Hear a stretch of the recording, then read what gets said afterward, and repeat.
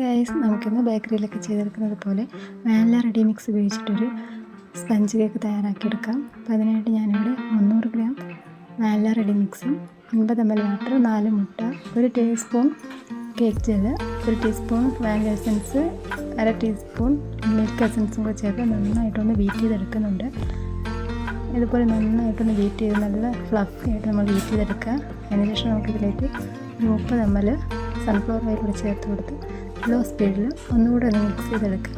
ഇനി ഇത് 180 ഡിഗ്രിയിൽ 10 മിനിറ്റ് പ്രീ ഹീറ്റ് ചെയ്ത ഓവനിലേക്ക് ഒരു 40 തൊട്ട് 45 മിനിറ്റ് ബേക്ക് ചെയ്തെടുക്കുക. അപ്പോൾ ഞാനിവിടെ കേക്ക് റെഡിയാക്കി എടുത്തിട്ടുണ്ട്. നല്ല സോഫ്റ്റായിട്ട് നല്ല പെർഫെക്റ്റായിട്ട് തന്നെ കേക്ക് കിട്ടിയിട്ടുണ്ട്. അപ്പോൾ എല്ലാവരും ഇതൊന്ന് ട്രൈ ചെയ്ത് നോക്കാം. വീഡിയോ ഇഷ്ടമായ ലൈക്ക് ചെയ്യാം. ഇത് നമുക്കൊരു 4 ലെയറായിട്ടൊക്കെ വരെ കട്ട് ചെയ്തെടുക്കാൻ പറ്റും. അപ്പോൾ എല്ലാവരും ഒന്ന് ട്രൈ ചെയ്ത് നോക്കാം. Thank you for watching.